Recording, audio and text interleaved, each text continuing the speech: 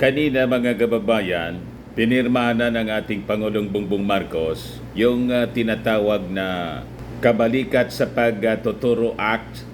So sa kanyang mensahe mga kababayan during the signing, sabi ng ating Pangulong Bongbong Marcos po, much needs anya to be done para ma-strengthen po yung Philippine education system.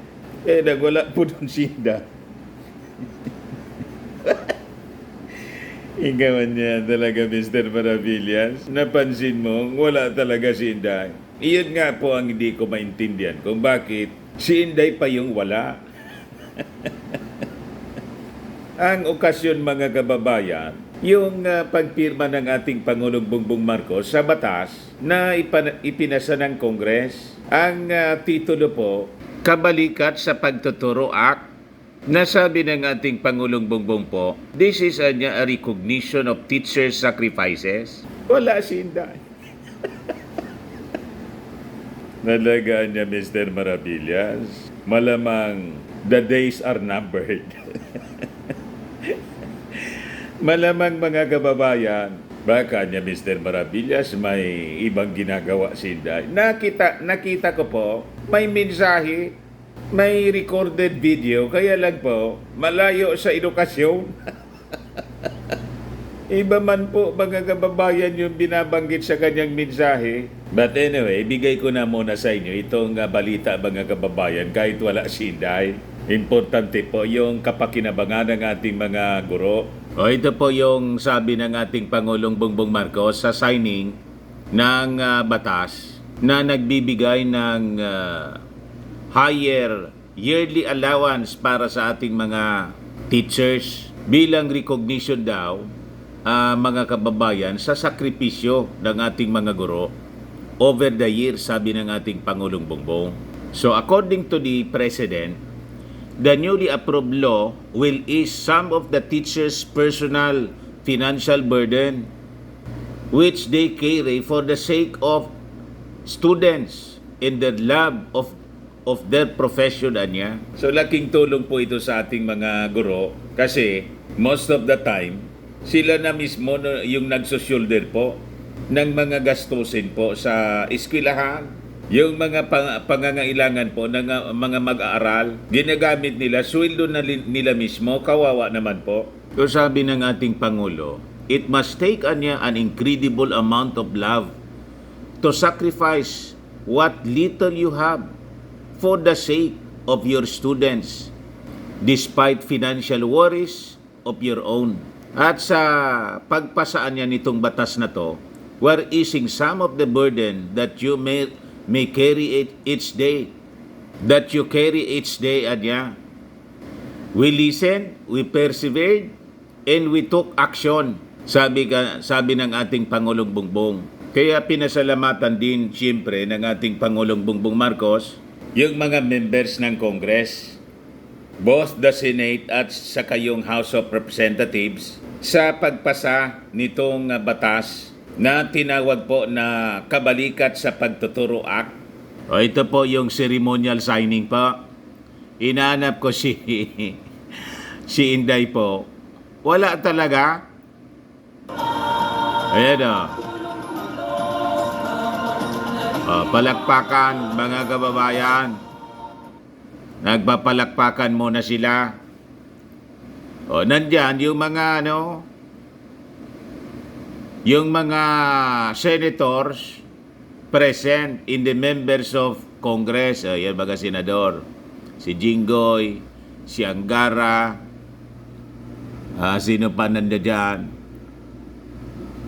Si Chis Escudero, si Martin Romualdez, mga members ng gabinete ng ating Pangulong Bongbong. Si Franz Castro nandyan. Wala talaga si Inday. Yung budget secretary mga kababayan nandyan. Yung undersecretary nandyan mga kababayan ng Deped. Ayan mga cabinet secretaries po. Budget, si Si Lagdameo, talagang wala po. Absent po si Inday. Mga kababayan, mga congressmen, si Elre Villafuerte ng Kamsur,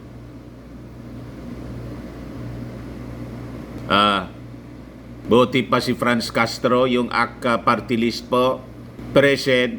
Balikat sa Pagtuturo Act. At this point, we shall now proceed with the ceremonial signing into law of the said measure. The following esteemed guests are requested to ascend the stage to stand as witness as the President signs the enrolled copy of the bill. May we call on Representative Franz Castro, Representative Lani Mercado Revilla, Representative Stella Kimbo, Sila siguro yung mga authors Roman niyan, Romulo, mga principal House authors. Senior Deputy Majority Leader Ferdinand Alexander Marcos, Senator Mark Villar, Senator Alan Peter Cayetano, Senator Juan Edgardo Sonny Angara, Senator Win Gatchalian, Senator Ramon Bong Revilla, Absent po. Senate Majority Francis Tolentino, Kita House ninyo, Senior Deputy Speaker Dong si Gonzales, Senator Bong Revilla, kahit po Senate President Pro Tempore Jenggoy Estrada, manakatiririt House po Speaker siya, Ferdinand Martin Romualdez, present po. Senate President Francis Escudero, Si Martin, nandyan. Presidential si Win Legislative Gatchalian, si Advisor Villar. Mark Leandro Mendoza, Special Assistant to the President Antonio Ernesto Lagdameo, Budget Secretary Amena Pangandaman, Yung Deped Secretary po, na napaka-importante Labor yung Secretary presence. Bienvenido Laguesma, Wala. Executive Secretary Lucas Bersamin. Paano niya man, Mr. Maravillas? Yung mga nandoon, hindi man niya friend na. May we President to please proceed on stage and approach the presidential table. Mga kaaway na niya ni Inday. Nandyan si Martin, na pinadalan mga kababayan tinag ni Baste, mga kababayan ng baboy na kumakain ng, The President may now proceed to sign the enrolled copy of the bill. kumakain po sa The batya. harmonized version of Senate Bill number 1964 and House Bill number 9682 shall now be known as Republic Act number 11997, entitled An Act Institutionalizing the Grant of a Teaching Allowance for Public School Teachers and Appropriating Funds Therefore. The law grants public school teachers with additional allowance not subject to tax for the purchase of diba? tangible or intangible teaching supplies and Not materials, subject to tax the po payment pala. of incidental expenses, and the implementation of conduct or of various learning delivery Napakaganda. modalities. Thank you, President.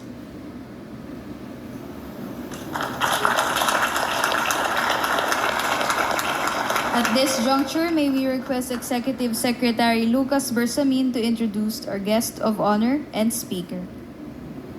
Pakinggan natin yung message ng ating Pangulo.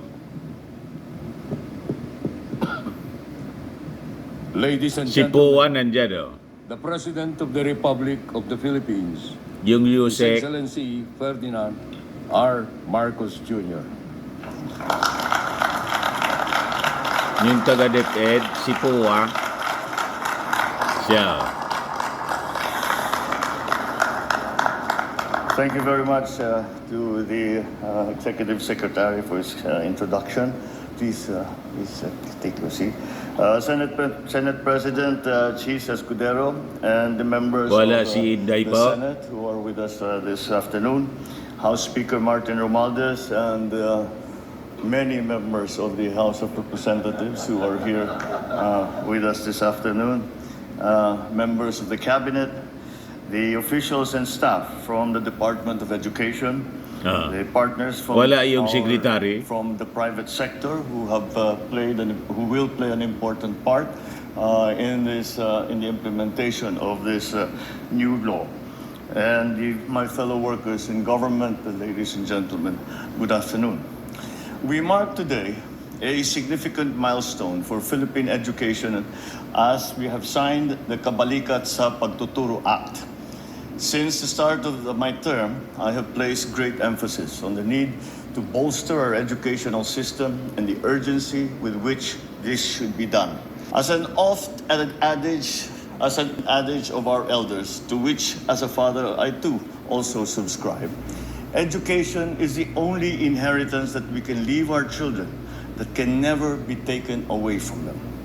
Our Vice President and Secretary of Education and the women and men of the Department of Education have laid down the building blocks of a modern and responsive educational system.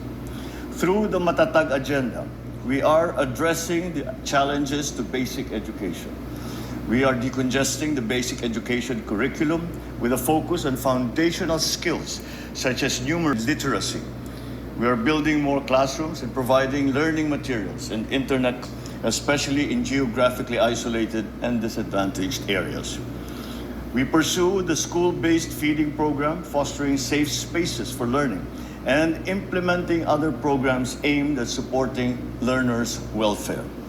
Today, thanks to the hard work of our legislators, we get to receive the much-needed assistance for the Matatag Agenda and the fourth component of that, to give support to teachers so they can concentrate on teaching. I think we are all familiar with the situation where when a teacher finds themselves in financial straits, then sometimes they are distracted and spend their time trying to increase the support that they can provide their families, and to the detriment of the actual teaching. But teachers teach because it is a vocation. It is not a job. It is a vocation. Because they feel they have to teach and they want to teach. Why we must give them the support so that they are allowed to do precisely that. The Kabalikat sa Pagtuturo Act comes as a welcome support to the advancement of the Matatag Agenda. Teachers are the unsung heroes of our society, of any society for that matter. They toil and burn the midnight oil. They teach our children not for money nor for prestige. They serve our country each day by teaching our children the basic foundations to make them responsible and productive citizens. It is our responsibility as a government and as a society to take care of them. Indeed, this new institutionalizes the provision of an annual teaching allowance. It increases it from the current 5,000 pesos to 10,000 pesos, which will not be subjected to income tax. And while it dublado might po, seem inconsequential to those who are already 10,000 used to pesos having a na. steady supply of basic materials for work, this amount makes an enormous difference for our beloved teachers and for the students. For decades, they have willingly taken on the burden of having to spend their own money on classroom supplies to teaching. They embrace this wholeheartedly as their responsibility, part of their duty as teachers, as part of their vocation. It must take an incredible amount of love to sacrifice what little you have for the sake of your students, despite having financial worries of your own. With the passage of this law, we are easing some of the burden that you carry each day. So at this point, I would like to convey my gratitude to our colleagues in the House of Representatives and of the Senate for pursuing this long overdue increase. We have listened, we have persevered, and now we have taken action. However, there is much still that needs to be done to strengthen our educational system, promote social welfare, and to secure our nation and move our development forward. In all of these aspects, we need to work hand in hand. And I believe Congress has done significantly well in passing key pieces of legislation that support our national development agenda. I am happy to report that we launched the Sukat ng Kalikasan, or SNK framework and toolkit of the DNR last May 22 during the Interday for Biological Diversity. It is the start of the implementation of a Philippine Ecosystem and Natural Capital Accounting System Law, or simply law, which I signed on the same day. This is essential to achieve a balance between economic planning and environmental protection.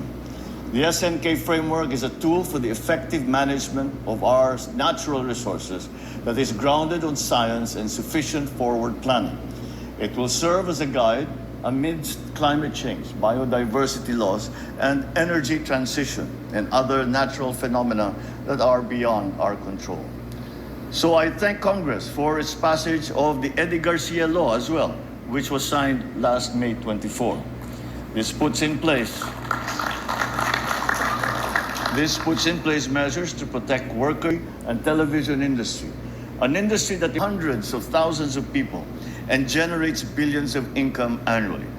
It mandates movie and television employers to ensure safe and humane working conditions, provide benefits and services for their workers' security and well-being, and to adhere to a strict set of standards that are in accordance with the Labor Code. So yan po mga kababayan yung naging mensahe ng ating Pangulong Bongbong. Di nasaan ba talaga niya Mr. Maravilla si Inday? Nandito po si Inday yun, nakasilip. Yan po siya. Iba man mga kababayan ang mensahe ni Inday. Salamat sa paglaan ng oras upang ipagdiwang ang aking kaarawan at gumawa ng Birthday makabuluhang niya. mga mensahe at videos. Inspirasyon ko kayo Makabuluhang lahat mensahe na daw. ipagpatuloy ng may tibay ng puso at katatagan ang pantay-pantay na paglilingkod sa lahat. Paalala ko lagi sa inyo ang ating panata na maging makadiyos, makabayan, makatao, at makakalikasan. Patuloy nating ipaglalaban ang tunay na seguridad, inklusibong pag-unlad, at kapayapaan. Mabuhay ang mga Pilipino dito sa ating lupang sinilangan at saan mang bahagi ng mundo. Patuloy nating mahalin ang Pilipinas. Syukran. Seguridad daw po. Malayo sa trabaho niya bilang Deped Secretary. May message siya sa kanyang birthday. Wala siya doon sa signing ng kabalikat sa pagtuturo act. Anyway, kahit nandun man siya po mga kababayan, wala mang pakinabang. Tama? Ayan man lang po mga kababayan ang ating kwento ngayon. Ako po si Dante Maravillas. Bye-bye. God bless.